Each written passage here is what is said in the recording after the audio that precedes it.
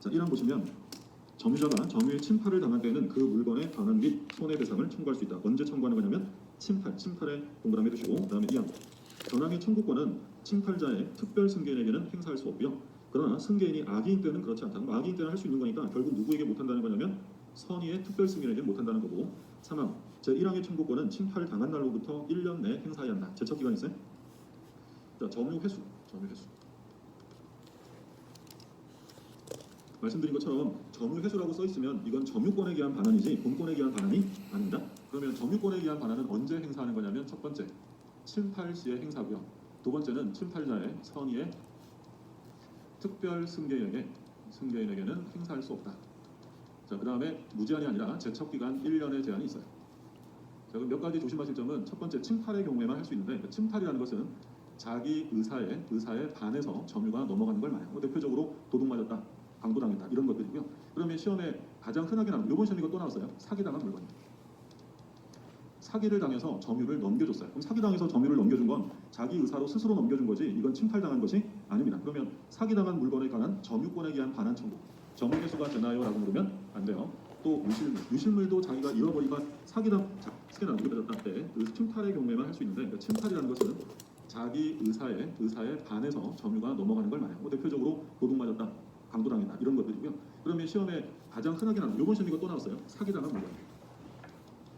사기를 당해서 점유를 넘겨줬어요. 그럼 사기당해서 점유를 넘겨준 건 자기 의사로 스스로 넘겨준 거지 이건 침탈당한 것이 아닙니다. 그러면 사기당한 물건에 관한 점유권에 기한 반환 청구 점유 회수가 되나요? 라고 물으면 안 돼요. 또 유실물도 자기가 잃어버린 거지 침탈물이 아닙니다. 얘네들은 점유물 반환 청구 안 되는데 특히 얘가 시험에 계속 나오죠. 사기당한 물건은 침탈물이 아니고 여기서 관련해서 기억하실 점은 뭐가 있냐면 만약에 간접 점유가 성립이 돼 있어요. 간접 점유. 그러면 기준이 되는 사람이 침탈의 기준이 간접 점유자냐 직접 점유자가 문제인데 우리 플랜은 누구로 보냐면 직접 점유자. 간접 점유자를 보는 게 아니라 직접 점유자 의사에 반해서만 할 수 있다. 반해야만 하죠. 라고 문제인데 그러면 기준이 되는 사람이 침탈의 기준이 간접 점유자냐 직접 점유자가 문제인데 우리 플랜은 누구로 보냐면 직접 점유가 성립이 돼 있어요. 간접 점유. 왜냐하면 만약에 간접 점유가 성립이 돼 있어요. 간접 점유. 그러면 기준이 되는 사람이 침탈의 기준이 간접 점유자냐 직접 점유자가 문제인데 우리 플랜은 누구로 보냐면 직접 점유자. 간접 점유자를 보는 게 아니라 직접 점유자 의사에 반해서만 할 수 있다. 반해야만 할 수 있다는 거죠. 예를 들어 갑이 을한테 임대차를 해줬어요. 그러면 임차인은 직접 점유자고 임대인은 간접 점유자죠. 근데 이 물건이 병에게로 인도되었다. 근데 이 인도된 것이 간접 점유자 의사에 반하는 건데 직접 점유자는 스스로 임의로 양도한 거야. 그러면 이게 침탈이냐 침탈물이냐 아니냐라는 게 문제인데 만약에 간접 점유자를 기준으로 하면 얘 의사에 반했으니까 침탈로 보겠죠. 근데 직접 점유자는 스스로 넘겨준 거야. 임의로 넘겨준 거니까 침탈이 아닌 거야. 누구를 기준으로 한다는 거야. 직접 점유자. 그러면 아무리 간접 점유자 의사에 반해도 직접 점유자가 넘겨준 거면 침탈이 아니다라는 거야. 결론. 그러면 간접 점유자는 병에게 점유 횟수를 청구할 수 있냐? 할 수 없다는 거야. 뭐가 아니니까. 침탈이 아니니까. 그래서 간접 점유가 성립되어 있으면 간접 점유자는 볼 거 없고요. 누구만 보시면 돼요? 직접 점유자가 기준이다.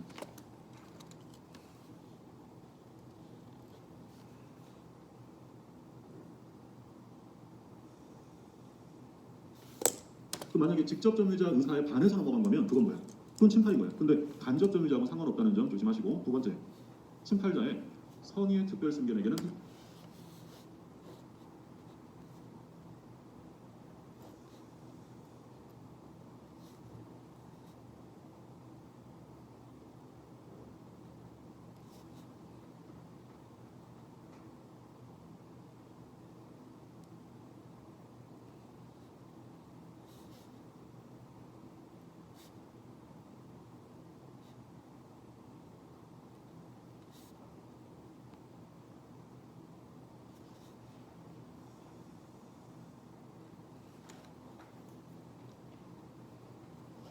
행사할 수 없다.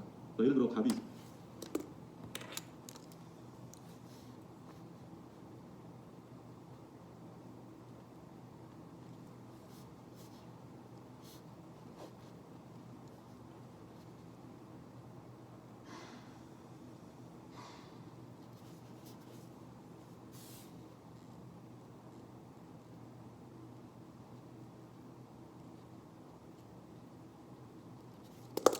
있어요. 답이 소유자이면서 점유자. 근데 을이라는 애가 침탈에 갔대요. 그러면 갑의 물권적 청구는 몇 개예요? 2개. 소유권에 기한 반환도 되고 점유권에 기한. 우리가 지금 보는 건 소유권에 기한 게 아니라 뭐에 기한 걸 보는 거야? 점유권에 기한 반환을 보는 거야. 근데 을이 이 침탈물을 병에게 넘겼어요. 근데 이 병이라는 사람이 넘겨받는 모습이 예를 들어 돈 내고 샀을 수도 있고 상속을 받았을 수도 있어요. 그러면 돈 내고 샀다는 건 무슨 승계예요? 특별 승계이 되겠죠. 뭐 증여 받았다든지 상속을 받았다면 포괄 승계예요. 근데 특별 승계, 예를 들어 얘가 돈 내고 샀는데 침탈물인 걸 모르고 샀을 수도 있고 알고 샀을 수도 있겠네. 그러면 얘가 점유권에 기한 반환 청구를 할 때는 누구에게는 못하는 거냐면 침탈자의 선의의 특별 승계에게는 행사할 수 없다. 나머지 애들 악의 특별 승계이나 포괄 승계에게는 당연히 할 수 있는 거고 누구에게만 못하는 거냐면 침탈자의 선의의 특별 승계에게 할 수 없어요. 그럼 만약에 선의의 특별 승계의 병이 정한테 넘겼는데 정이 악이에요? 그러면 점유권에 의해서 얘한테 반환 청구할 수 있어요? 없어요? 없죠. 이미 앞사람이 뭐예요? 선의 특별, 우리 소위 뭐 엄폐물 법칙이라서 앞사람이 선의 특별 승계이면 뒤에는 볼 필요가 없다고 했어요. 그게 두 번째, 선의 특별 승계에게 못하고 세 번째, 1년 안에 해야 돼. 언제부터 1년이야? 침탈